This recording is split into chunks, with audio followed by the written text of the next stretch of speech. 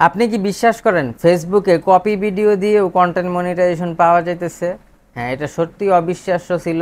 যখন তারা ক্রাইটেরিয়াগুলো দিছিল যে সবাইকে অরিজিনাল কাজ করতে হবে, অরিজিনাল কাজ করলেই কন্টেন্ট মনিটাইজেশন পাওয়া যাবে, কিন্তু ফেসবুক এটা কি শুরু করছে? তারা কি ডেট ফেল গাঁজা খাইছে?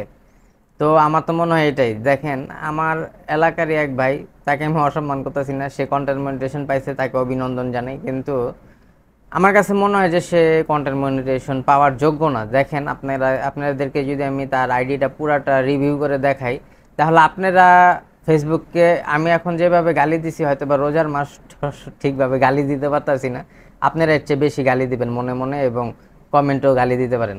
তো আসুন আমরা তার পেজটাকে রিভিউ করি। তো আপনারা যদি রিভিউ দেখেন, যে এই যে দেখেন, সে কিছুদিন আগে স্ট্যাটাস দিছে যে সে কন্টেন্ট মনিটাইজেশন পাইছে, আলহামদুলিল্লাহ। এটা সবাই আমরা শুকরিয়া আদায় করি যে আমরা পাইলে আমরা ওই স্ট্যাটাস দিব, কবে স্ট্যাটাস দিব জানি না। তো এখন কথা হইতেছে যে দেখেন তার আইডিতে কি ধরনের ভিডিও সে আপলোড করে। তো আমরা যদি যাই তার ভিডিও সেকশনে যাই, তাহলে দেখবেন, এই যে দেখেন তার ভিডিও সেকশনে কি ধরনের ভিডিও। সে বেশিরভাগই হিন্দি মিউজিক ব্যবহার করছে, ঠিক আছে। এক নাম্বার, মানে হিন্দি গানের মিউজিকগুলো সরাসরি ডাউনলোড করে তার ভিডিওতে এডিট করে ছেড়ে দিছে, সেগুলোতে সেগুলো করার পরও সে মনিটাইজেশন পাইছে।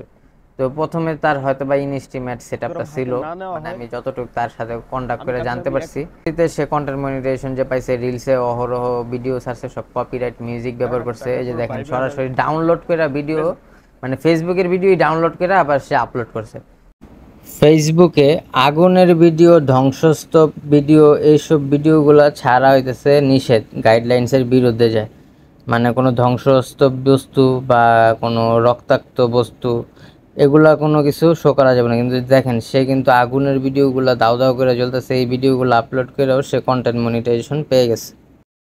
এই যে কিছুদিন আগে কাফি কিনে যে একটা ভাইরাল হয়েছে, ভাইরাল টপিকই ছিল কাফিকে নিয়ে, সেই কাফির ভিডিওগুলো সে সরাসরি আপলোড করছে। এবং দেখেন এই যে আসিয়াকে নিয়ে ভিডিও, সেগুলো আপলোড করছে। আরো অনেক ভিডিও আছে, কপি ভিডিও আপলোড করছে সে, পুরাটা তার রিভিউ করা সম্ভব না। তো আমি কিন্তু তার প্রোফাইলটা ভিজিট করে প্রায় সময় দেখি। এবং এই যে এখন দেখেন, আপনাদেরকে দেখাবো, এই যে সরাসরি সে যমুনা নিউজের ভিডিও মানে সরাসরি ডাউনলোড করে সে আপলোড করছে। তো এই যে এতগুলা কাজ করছে, তো সে কিভাবে মনিটাইজেশন পায়?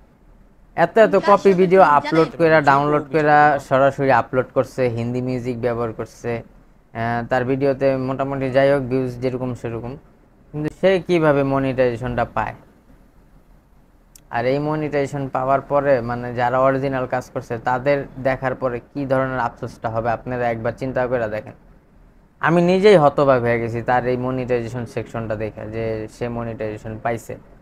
তো যারা যোগ্য তাদেরকে কেন মনিটাইজেশনটা দেওয়া হইতেছে না? ফেসবুক কি কি করতেছে আমি বুঝতেছি না। যাদের আইডি এত viral, lakh lakh follower, million million views, original video সব, কেন তাদেরকে মনিটাইজেশন দিতেছে না? আর এইসব অযোগ্য লোকদের কেন মনিটাইজেশন দেওয়া হইতেছে আমি এটাই বুঝতেছি না। কি অবস্থা দাদা?